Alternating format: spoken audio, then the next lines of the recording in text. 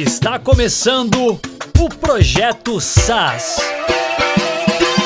Olá pessoal, Projeto SAS com a sua segunda temporada de episódios começando hoje, e a gente vai começar falando do começo, que é o MVP. Hoje o episódio a gente vai abordar um pouquinho dessa metodologia, né, de criação de produto, mas não é só para quem está começando o produto não. A gente vai falar de MVP também para processos, mesmo em startups, em empresas já desenvolvidas. Vem com a gente que o episódio está muito legal.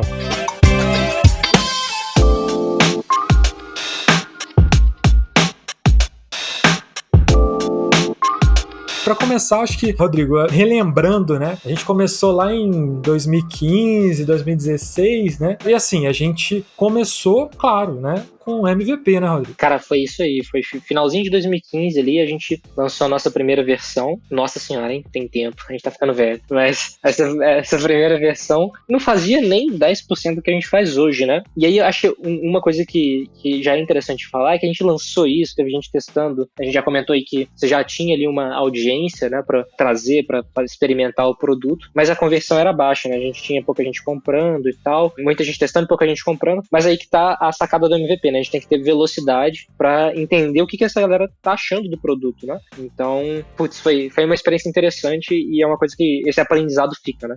O que eu penso também é o seguinte, até pra quem quer ou tá elaborando ou já passou por essa fase, né? Mas uma coisa que a gente vê na questão do MVP é o seguinte, é muito importante você, provavelmente quando você vai começar o seu produto, você já tem aquela visão ideal do que você queria que ele fosse. Então você fala assim, por exemplo, no caso do Reportei, a visão ideal, né, que a gente discutiu lá no começo, Rodrigo, era assim, olha, a gente quer ter um relatório personalizado, que a pessoa integra com as redes sociais lá, clica para integrar, aperta um botão, gera um relatório e ela pode personalizar. Ela pode escolher qual métrica que ela quer ver, ela pode tirar métricas, ela pode aumentar o tamanho de uma métrica, diminuir o de outra. Ou seja, ela vai pegar os dados e manipular como ela quiser, mas a gente dá uma base para ela trabalhar. Então esse era o sonho, assim, o nosso sonho inicial. E por incrível que pareça, pode até parecer simples o que eu tô falando, mas esse sonho só foi sair completamente, eu diria que, sei lá... Hoje, se você tá ouvindo isso no dia que a gente lançou, hoje, no mesmo horário que isso foi lançado, teve um lançamento aí da versão 4 do Reportei.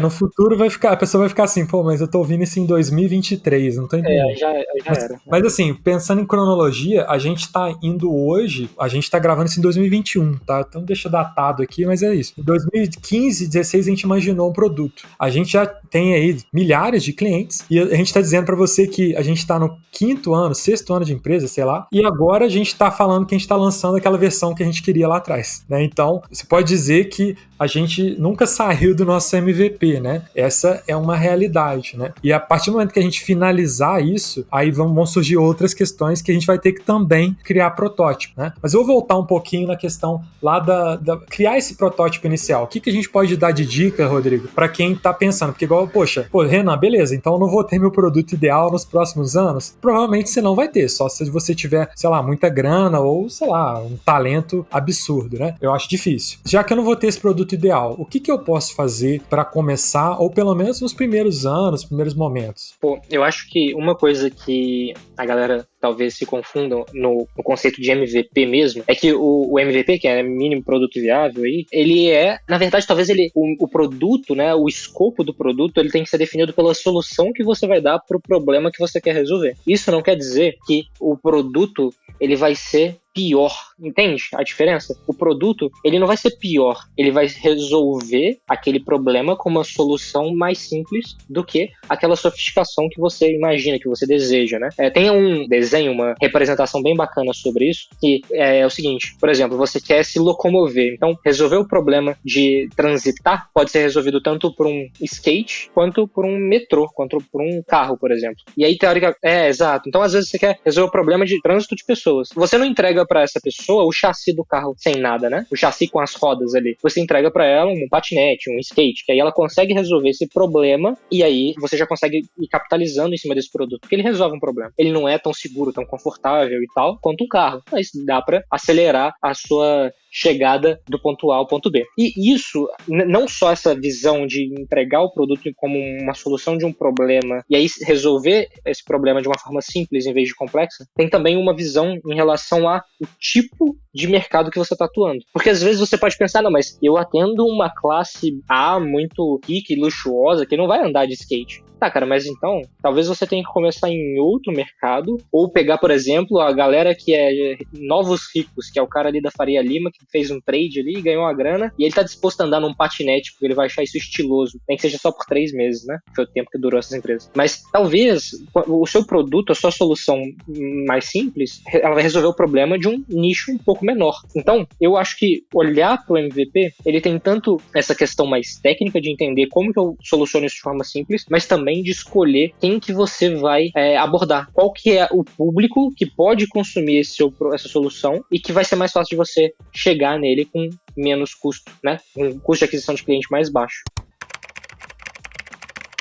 Uma vez eu estava estudando um pouco sobre isso, né? E aí eu tinha uma questão muito importante que, assim, antes, vamos tirar a questão da internet da equação, né? Mas a gente tinha o produto, né? Fazia pesquisa e tal, fazia o produto, e aí ia para o mercado, ia vender aquele produto, e aí você podia descobrir que aquele produto ia ficar estocado lá, ia produzir milhares de cópias de um produto e ele ia encalhar, né? Porque era necessário, não dava para você produzir um teste, né? E aí não deu certo, né? Eu até faço uma brincadeira recente não, né? Mas teve aquele videogame do pior jogo do mundo, pior jogo da história, que era uma fita do ET. Atari tinha um jogo que eles lançaram correndo pra pegar o buzz lá do jogo, daquele filme do ET, né? E fizeram o jogo do ET pro videogame. E foi, assim, foi um fracasso o jogo, né? Todo mundo esperava que ia vender muito, porque eles conseguiam, aquela época era uma era de ouro, assim, a primeira era de ouro do videogame,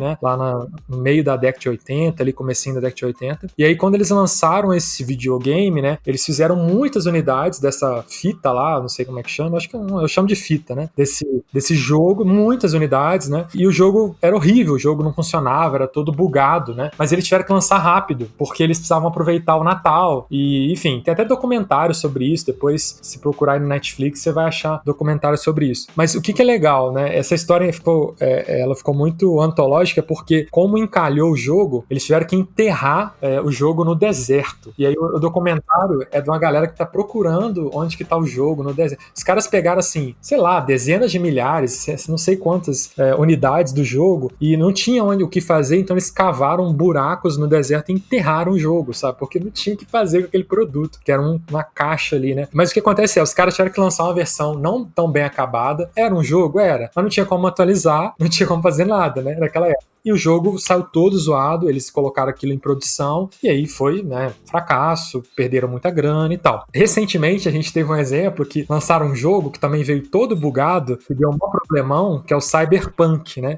Os caras ficaram fazendo o jogo um tempão, e aí também o jogo foi um problema, porque o pessoal devolveu, etc. Mas é um jogo virtual, né? Então, mesmo durante os problemas foram surgindo e as atualizações foram sendo feitas, né? O produto foi sendo alterado enquanto ele reagia ao mercado, né? Não sei quando você ouvir esse podcast se até lá o jogo já virou um jogo jogável e tá vendendo pra valer, né? Porque até hoje isso não aconteceu. Mas isso é uma coisa que, claro, ali é uma indústria gigante, mas trazendo pra nossa realidade a possibilidade de você poder testar o produto e até pivotar, né, mudar o caminho, né, e trocar para onde você está indo baseado no feedback do usuário. Então antes você tinha que já ir com o produto pronto, agora não, o produto ele é modificado pela reação do usuário, né? Isso é o MVP, né? E aí a gente começa a entrar naqueles conceitos de enfim, pessoal aí de livro de startup e tal, mas vamos trazer isso para a realidade, a pessoa fala de market fit, né, fazer o ajuste do seu produto. Eu não sei se você tem algum caso aí, Rodrigo, mas assim, de produtos que foram lançados de um jeito e que depois tiveram que mudar, etc. Esses produtos famosos, sabe, que a gente conhece por aí. Eu tenho um caso aqui, não sei se você conhece, como é que foi o começo do Instagram. Você tá ligado como é que foi? Sei. Eles fizeram, se não me engano, uma coisa só pra marcar fotos dos lugares, não era isso? Né? Tipo, eu não sei se eu tô... Acho que não. Eles fizeram, nem chamava Instagram, né? Chamava BURBN, Burned, alguma coisa assim. E os caras fizeram um aplicativo, eu tenho até tô olhando até pra tela dele aqui, porque eu sempre olho isso como um exemplo, assim. Fizeram tipo um Foursquare, sabe? Era tipo aquela coisa, pra quem tá aí das antigas, lembra do Foursquare, saudades. Mas era tipo um Foursquare, né? Você marcava onde você tá indo, pra onde que você quer ir, então você marcava assim, eu hoje vou ao cinema, no cinema tal. Amanhã eu vou no jogo do time tal, né? Hoje eu estou no parque tal. Então era muito sobre local, onde você está, né? Onde você vai. Então era um pouco disso. E tinha a questão das fotos, né? E o que aconteceu? Com o tempo, eles colocaram aquilo para rodar e o pessoal usava mais para compartilhar foto do que para compartilhar o local que a pessoa estava. Então aquilo não era tão... As pessoas queriam mostrar o que elas estavam fazendo naquele momento, mas não necessariamente marcar, eu amanhã vou para o lugar tal. Então, eles tinham essa ideia de que isso seria interessante, mas quando os usuários começaram a mexer, eles viram que aquilo não estava funcionando tão bem, mas essa parte de foto estava dando muito resultado. As pessoas estavam engajando com aquilo. Era um feed que ia ficando só foto, né? E foi isso que eles fizeram. Eles começaram a cortar as coisas que eles não gostaram, foram testando, mudaram até o nome, né? O Instagram acho que tem a ver muito com a questão de instante, de momento, né? E o Gram aí tem muito a ver com a questão que o pessoal tira foto, aí tem essa nomenclatura, mas mudaram o nome, mudaram a cara. Você vê o primeiro aplicativo, era muito feio.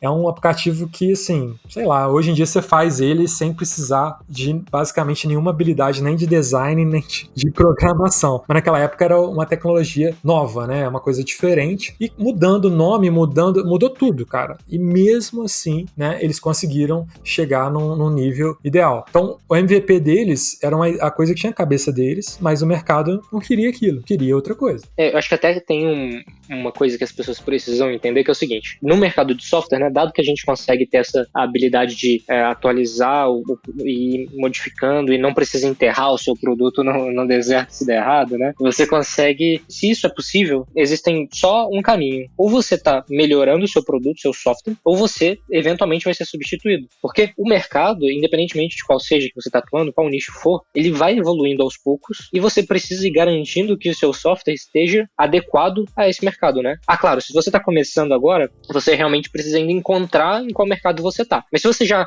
beleza, seu MVP começou a ter um fit, você começou a entender que você vai vender para aquele tipo de pessoa, para aquele tipo de profissional, você tem que ir entendendo cada vez mais sobre aquele cara, sobre aquele persona, né? E ir ajustando seu software de acordo com o que está mudando naquela realidade, naquela área, né? Um exemplo disso é o Intercom. Eles começaram como um chatzinho para entender como funciona, para você se relacionar ali com o seu cliente, fazer o suporte dentro do aplicativo. Também tinha aquela parte de entender os insights, né, de saber o que esse cara estava fazendo dentro do seu produto, mas eles perceberam que eles iam além disso. Eles estavam no mercado de fazer um SaaS, ou software, ou a empresa, vender mais a partir de um maior entendimento do cliente do produto. E aí eles começaram a adicionar, então, um knowledge base, para ter ali uma central de ajuda, né? Começaram a adicionar um sistema de mensagem automática para poder proativamente iniciar uma conversa com o cliente numa situação de trava. Eles agora, recentemente, lançaram uma funcionalidade para onboarding da pessoa dentro do seu site, né? Então, a pessoa entra e você já começa, olha, aqui você faz isso, aqui você faz isso. E eles unificaram tudo isso dentro da mesma plataforma. Se eles tivessem continuado sendo só um chat com alguns insights, como eles eram no momento que eles lançaram, eles não teriam aumentado o ticket médio deles da forma que aumentaram e muito menos teriam vantagem competitiva. Porque quando você olha para eles atualmente, a gente já fez até um cast aqui sobre as ferramentas que a gente usa e por que a gente usa, e a gente fala, eles são caros, mas não tem competição, porque todo mundo que tenta competir não entrega. E eles só são isso porque eles continuaram. Porque se eles tivessem pausado, a competição já tem chats maravilhosos, já tem insights maravilhosos. Então, já estariam no nível deles, né? Mas tem que tomar cuidado aqui com o que eu tô falando, que não é você sair fazendo e adicionando funcionalidades. Eu dei um exemplo aqui, parece que é isso, né? Vai botando coisa. Não. Às vezes você pode fazer até menos do que o concorrente. Só que você tem que fazer exatamente aquilo que o seu cliente ideal gostaria que você fizesse, resolvendo o problema dele da forma como você, enquanto filosofia de produto, se propõe, né? Aí eu acho que a gente pode trazer para o nosso lado, que é o seguinte, você tem que dizer não para os clientes, né? Esse é o negócio também, porque assim, o que acontece, gente, já que o nosso produto ideal tá lá na frente, né? A nossa ação ideal tá lá na frente, o que dá para fazer agora? Isso. O que não dá para fazer é muito maior do que o que dá para fazer. Então, saber dizer não para certas coisas é fundamental, principalmente na hora de um MVP. Justamente porque aí você vai entender o que é realmente essencial. Eu já vi gente validando produto, né? Fazendo um MVP sem ter o software. Eu já vi gente fazendo isso com planilha, sabe? Montou uma planilha que fazia as operações que a pessoa queria e vendeu aquela planilha. E aí aquela planilha as pessoas gostavam muito e aquilo virou um produto, porque validou a pessoa. Você vai pagar agora para ter essa planilha, só que ela num formato mais bonitinho, né? Então, e que funcione na web, etc e tal. Então, às vezes o teste não é só uma coisa que, não, tem que criar um sistema, não. Às vezes ele é simplesmente uma maneira de você colocar as pessoas para usar. E uma coisa que eu acho muito interessante também sobre validação dessa ideia é o seguinte, isso a gente já comentou num cast anterior, que a gente só conseguiu entender que estava validado o nosso produto na hora que alguém quis pagar por ele. Se ninguém tá pagando pelo seu produto, todo mundo falando que tá legal, ele não tá validado, né? Então, o objetivo da validação o que eu posso fazer, né? Se eu tenho que mudar meu produto, se eu tenho que mudar o nome, mudar o mercado que ele vai atingir, falar não para um monte de coisa, se eu preciso levantar mais dinheiro porque acabou o dinheiro, agora eu tenho que tentar uma outra coisa. Enfim, o que eu tenho que fazer para aquele produto ser desejado por alguém, para que alguém possa colocar a grana naquilo, né? Eu não tô falando só de investidor, eu tô falando de cliente, né?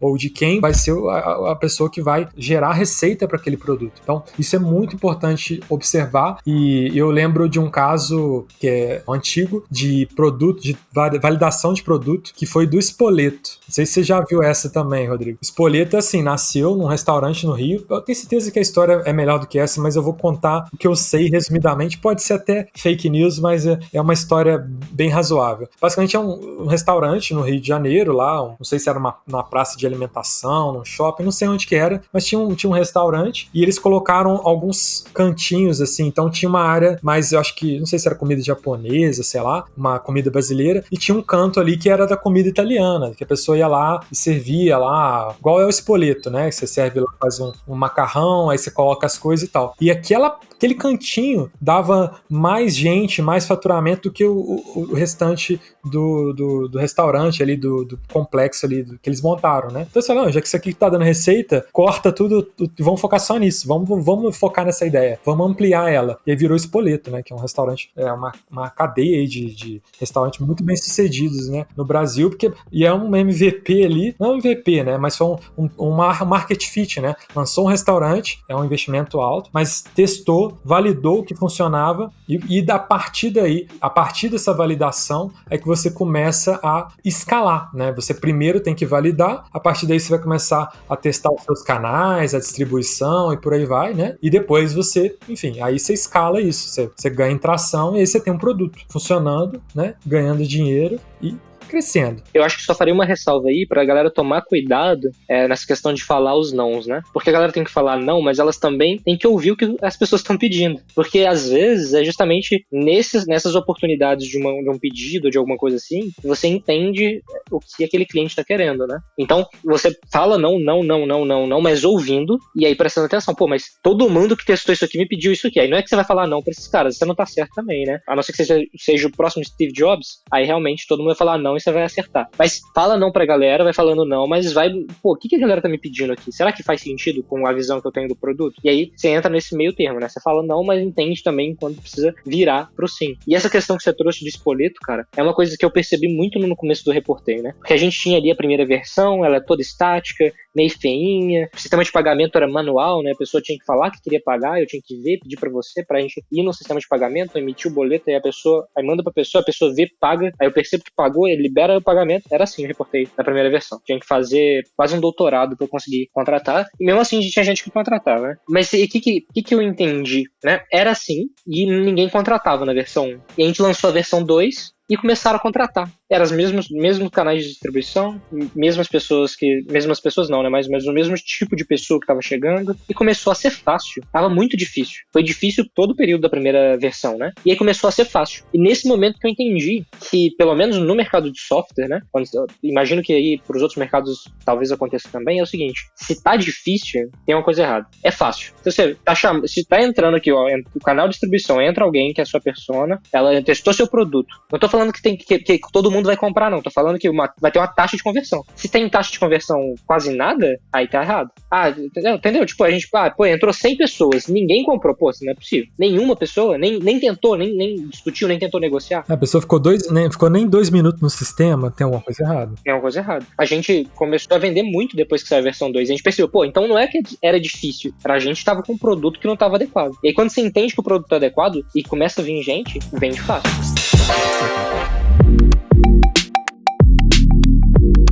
Isso é um ponto chave, Rodrigo. Acho que eu vejo muita gente caindo nesse ponto, que é o seguinte. Primeira coisa, né, que eu já vi isso acontecer com outras empresas, que eu prestei alguma assessoria, alguma coisa na área de marketing, né? E aí o cara chegava a contratar uma agência, no caso, né? E falava assim, não, meu produto é ótimo, o produto tá muito bom, só falta marketing, né? E aí você fala assim, mas você já vendeu quantos aí? Não, nenhum, nunca vendi. Não, mas você não tentou vender? Não, a gente agora que fez o produto, né? Contratamos um programador, fizemos o produto, agora vamos contratar uma agência para fazer o marketing. Isso aí não vai dar certo, isso aí já era, né? Mas isso é muito comum acontecer, e aí o que acontece? O cara gastou uma grana com o produto, aí depois ele vai gastar com alguém divulgar o produto dele. É tipo uma coisa, igual essa coisa antiga do Atari, sabe? Faz o produto, agora compra um anúncio na televisão. Não é assim que funciona, né? A divulgação do produto, ela tem que acontecer próximo ao desenvolvimento. Não adianta você, desenvolvi durante 2 anos, agora vou lançar e agora vou divulgar. Não é assim que funciona, né? Pelo menos é o que a gente vê, experiência, tá? Se você procurar em livro aí, Lean Startup, sei lá, você vai ver que é parecido também. O desenvolvimento, ele vai junto com o canal de distribuição. E muitas vezes o canal é até mais importante do que o desenvolvimento, porque às vezes você tem um produto que não é tão bom, mas você tem bons canais, você tem gente famosa divulgando, sei lá, você tem um grupo que você é influente, você divulga, e às vezes você vende um produto que não é tão bom, né? E seria muito mais fácil se ele fosse bom, né? Mas porque o canal é bom, também tem ponto, né?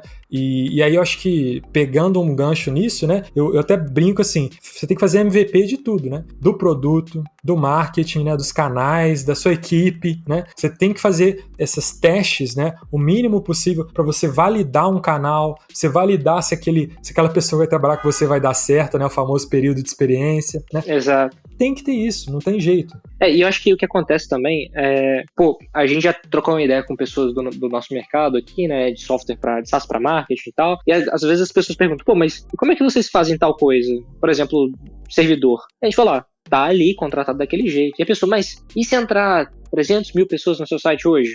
Se entrar 300 mil pessoas no meu site hoje, vai cair, eu vou lá e vou ajustar o servidor, e aí as pessoas vão conseguir entrar depois. Mas e se acontecer tal coisa e tal? E aí, tipo, eu entendo que a mentalidade da startup, do SaaS, é crescer rápido, mas isso é exceção. Então, quando começar a crescer rápido, você para e aí resolve, né? Então isso acontece no MVP também.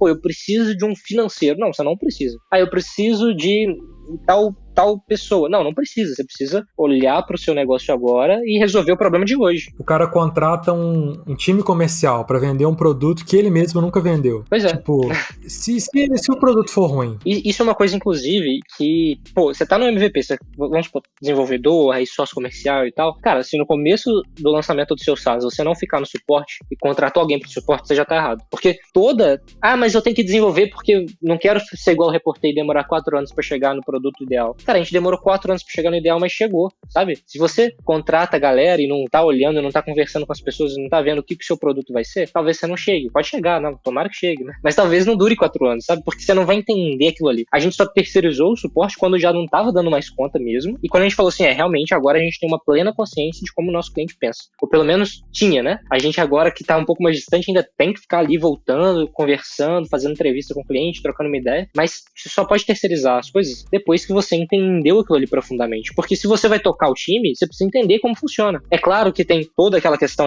se eu contratar alguém muito experiente dessa área, eu vou conseguir que essa pessoa faça coisas que nem eu sabia que eu tinha que fazer. Claro, isso é verdade. Mas você tá num cenário de MVP, em que você não tem uma grande estrutura para construir uma mega corporação do nada. Talvez você tenha até o dinheiro, mas você sabe que não é inteligente tentar construir uma mega corporação sem ter validado o negócio. Não faz sentido você colocar grandes investimentos numa coisa que você mesmo ainda não foi lá e botou a mão, né? Exatamente. Eu já vi casos, cara, eu já tratei 2 casos muito interessantes. Um era um produto que um cara desenvolveu e ele tinha uma metodologia muito fantástica, o cara era um cara PhD e tal, e assim, o produto, só que o cara, ele desenvolveu, e eu tenho certeza, ele contratou alguém para desenvolver para ele, né, ele tinha uma metodologia, ele contratou alguém para desenvolver. E o produto, assim, eu tinha certeza absoluta que ele nunca tinha aberto o próprio software, sabe, tipo, navegado e tentado utilizar. Por quê? Porque a primeira coisa que eu fiz quando ele, vou contratar uma agência para cuidar, eu abri o produto dele, fiquei tentando fazer o que o produto se propunha. E aí depois eu tentei comprar o produto e não consegui também. Então, tipo, eu não conseguia mexer no sistema, porque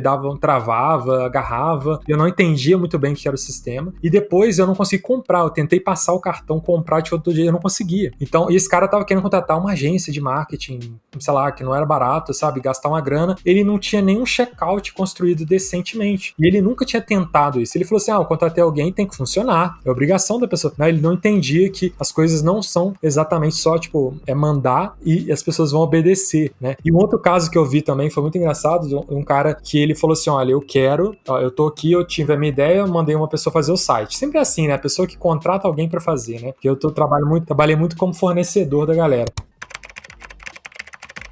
Só para fazer uma adenda aqui, se você tá fazendo SaaS e você não tem um sócio técnico, você já faliu. Você só não sabe ainda quando aconteceu. Pô, eu não sei, mas é difícil, né, cara? Talvez, claro, se tiver muita grana, se contrata um desenvolvedor que vai ser praticamente um sócio, ou sempre tem, né? Mas é difícil. A grana que exige para isso é bem alta, né? Mas é difícil não ter alguém técnico, né? É igual você montar uma padaria, um negócio de doce, uma confeitaria e ninguém sabe fazer bolo, sabe? Eu acho que é complicado, assim. Você talvez teria que estudar um pouquinho, pelo menos como é que o bolo é feito, né? Saber, ou pelo menos, sei lá, saber experimentar o bolo, né? Não sei. Pelo menos vai ter que ter alguém que consiga conversar com o técnico, né? Porque senão o que acontece? A pessoa fala assim, olha, eu quero isso. Aí a pessoa entende outra coisa e desenvolve outra coisa. Então pensa no telefone sem fio, né? Você conversa com seu cliente, aí seu cliente fala, quero A. Aí você entende um B, assim, é quase ali o A, mas ainda é B. Aí você fala com o desenvolvedor B. O B entende um quase B, mas não é B, é C. E aí na hora que ele vai programar, ele percebe que fazer o C talvez não seja tão trivial assim. Aí ele vai lá e muda um pouquinho o escopo para conseguir entregar o que foi pedido. Aí ele vai lá e faz um D. O D parece o que ele entendeu. E aí o que ele entendeu parece o que você falou. E o que você falou parece o que o cliente pediu.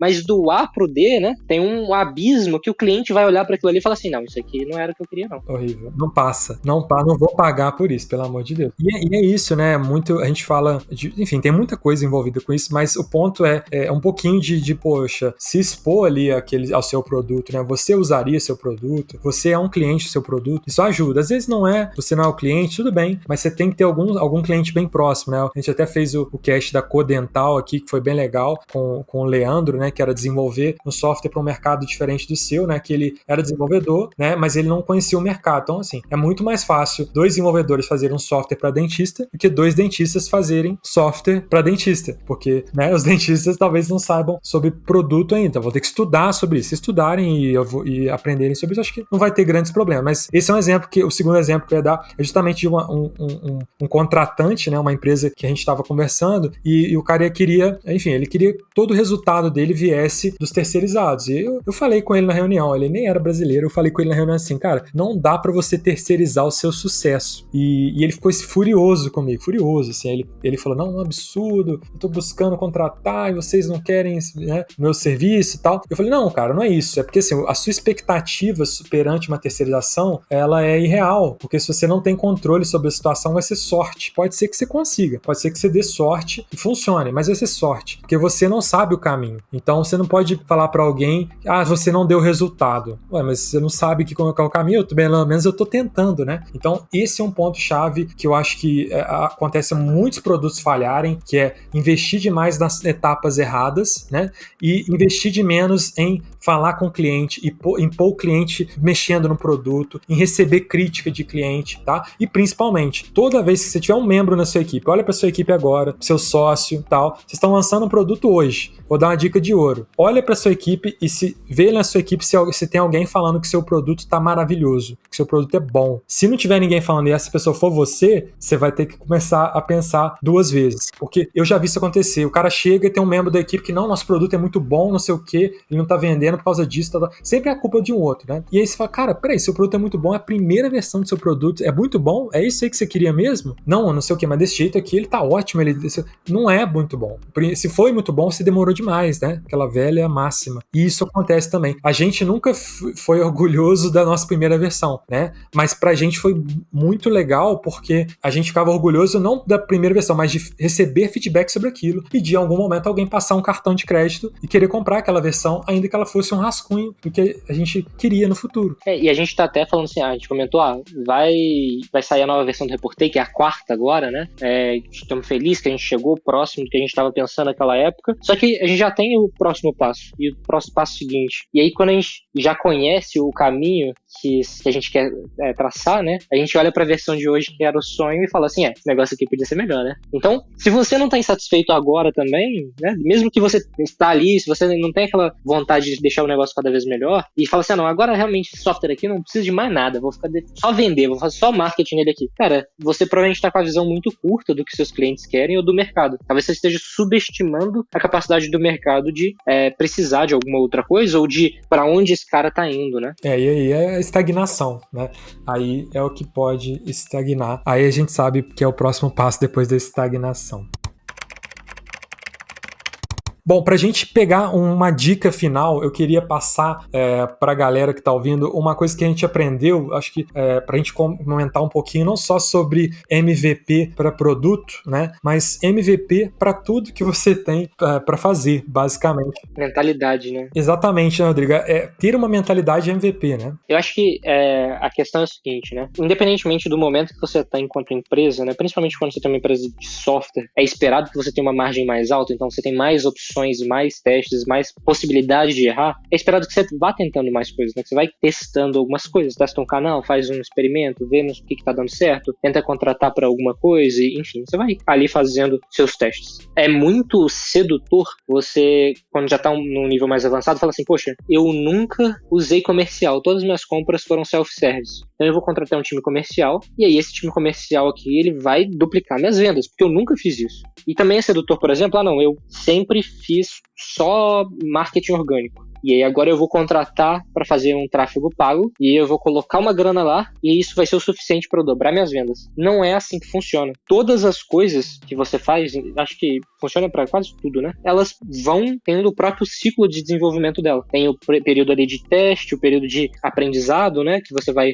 entendendo o que está acontecendo, até que você encontra o que funciona e aí você pode escalar isso e aí você precisa ir entendendo os processos que aquilo ali exige e também o esforço que aquilo ali exige de você. Então, essa mentalidade de ter a mentalidade MVP nas coisas implica que você sabe que quando você inicia uma nova atividade, você precisa olhar para aquilo ali entendendo que você vai ter que fazer um teste e vai ter que entender se deu certo. E aí você vai dar o próximo passo. E que aquilo ali não vai ser da noite pro dia, né? Isso, você falou assim, me acendeu uma luz aqui, que é a questão assim, eu até já vi pessoas falando que é o seguinte, você vai lançar um novo canal de marketing, faz um MVP, né, disso. Você vai lançar uma funcionalidade, né? Você pode fazer uma versão mais básica dela para testar e até, quem sabe, tirar do ar. Você vai criar um novo departamento, você pode fazer um teste inicialmente de como é que vai ser aquele departamento, como é que vai ser aquela função, não deu certo, você vai trocar, tirar as pessoas daquele departamento, sei lá. Então, você pode testar as coisas e usar essa mentalidade de MVP ao longo da empresa, e eu aprendi muito com isso, porque você ter isso para qualquer coisa que você vai fazer é muito legal, porque respeita essa regra básica que o Rodrigo falou, que as coisas precisam de tempo, né? E a gente sabe isso que não é só filosofia barata, é porque o tempo ele é necessário para você observar e recolher feedback e melhorar a partir desse feedback. Então, se você quer lançar alguma campanha, né, e você quer fazer alguma coisa grande demais, pode ser que dê certo, né? A gente já até falou isso aqui em outros episódios. A gente às vezes foi fazer uma ação de marketing, a gente falou assim, não, vamos dar um tiro de canhão, vamos gastar o que a gente bem acima do que a gente poderia, mas que a gente vai dar um tiro e que vai bombar. E aí não dava certo, porque a gente não tinha aprendido ainda qual a melhor maneira de dar aquele tiro de canhão. A gente precisaria testar com uma espingarda de chumbinho primeiro, e aí depois a gente poderia evoluir para um canhão. Mas até lá a gente não era habilidoso o suficiente para saber aonde apontar esse canhão e de que maneira utilizar ele, né? Então isso foi um aprendizado fantástico, e esse insight que você falou aí, eu acho que até hoje, né, qualquer processo eu levo isso comigo. Uma coisa que eu acho que rola de testar é o seguinte: olha pro seu time e pensa assim, poxa, quem aqui tá mais próximo disso que eu quero fazer? Será que essa pessoa consegue dedicar ali 20% do tempo dela pra fazer isso? Ou 10%, né? Que seja 10%? Será que ela consegue... Será que eu mesmo, né, enquanto sócio, consigo trabalhar ali meia horinha a mais, mas só, né? Não precisa trabalhar o tempo todo, não. Meia horinha a mais durante um mês pra eu entender o que é isso daqui, e aí depois você contrata, sei lá, um estagiário ou uma pessoa júnior naquilo ali, e aí vocês dois começam a trabalhar aquela questão, né? Então, eu acho que o jeito mais fácil de começar é olhar para o que você já tem e entender dessas coisas qual que é a fruta que tá mais perto, né? Aquela analogia de que antes de você pegar a fruta que tá lá em cima da árvore, você pega as que já caíram ali, que estão fresquinhas, né? E por aí, né, a gente vai testando e chegando em novos caminhos, né? Inclusive, o que eu acho que é o mais legal da gente pensar nisso é deixar os canais, deixar as ideias surpreenderem a gente, né? Não deixar, não, eu já sei como vai ser, eu sou o princípio, o meio, o fim. Não, você pode deixar as coisas lá fora e elas vão te dizer para onde você pode ir também, e a partir daí você toma essa decisão, você decide para onde vai, seja a sua ação de marketing, seja o seu produto, enfim, seja o seu negócio. Então, testar não é só uma coisa que você faz no começo da empresa, é uma coisa que você vai fazer enquanto ela estiver de pé.